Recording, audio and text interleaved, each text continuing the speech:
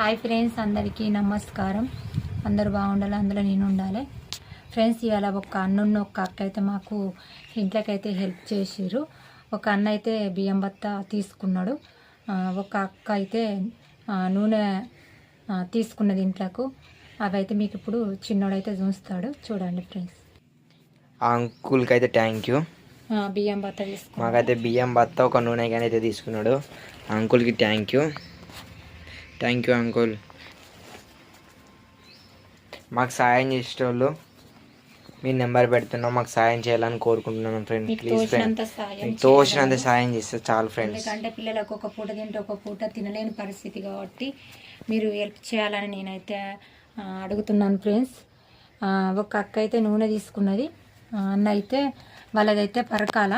అన్న అయితే బియ్యం బత్త తీసుకున్నాడు. ఇంట్లోకు రైస్ ఉన్నదారా అని అడిగితే అన్న లోబా నేను అన్నాను. అన్న అయితే సరేనా నేను రైస్ తీసుకోనని అన్నాడు. ఏదైనా పర్వాలేదన్నా, మీరు చేస్తానంటే అది గొప్ప వరం అని అన్న. అన్నాడు కదా, కొంచెంలో కొంచెం సాయం రానన్నాడు.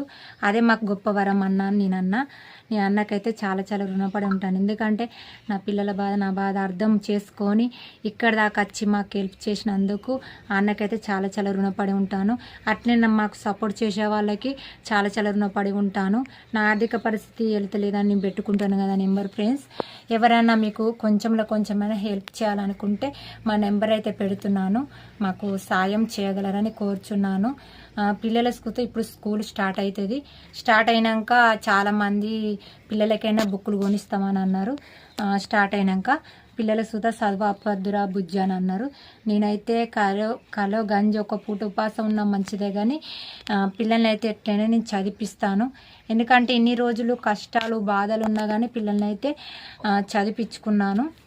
ఇప్పటికి సుతా నేను పిల్లల్ని చదివిస్తాను. ఎందుకంటే నా సొమ్మతున్న వరకైతే నేనైతే నా ఎల్లుబాటు తీరైతే నేనైతే పిల్లల్ని అయితే చదివించుకుంటున్నాను. నా కష్టాలైనా బాధలైనా మీకే చెప్పుకుంటున్నాను. ఎందుకంటే మీరు అర్థం చేసుకొని నాకు తోడుగా ఉంటున్నారు. చాలామంది నాకు ఫోన్ చేస్తూ మాట్లాడుతున్నారు, ధైర్యం చెప్తున్నారు, నీ ఆరోగ్యం కాపాడుకోరా, నీకున్నా లేకున్నా మాకైతే ఫోన్ చేయమని అడుగుతున్నారు. నాకు అడగముందుకే నాకు నా అవసరం తెలుసుకొని నాకు హెల్ప్ చేస్తున్నారంటే నేను అంతే వాళ్ళకైతే చాలా చాలా రుణపడి ఉంటాను. నా పిల్లలను నన్ను అర్థం చేసుకొని నా బాధలు అర్థం చేసుకొని ఇప్పుడు నేను ఒక పూట తింటున్నా అంటే అది మీ కరుణ వల్ల, మీ దయ వల్ల.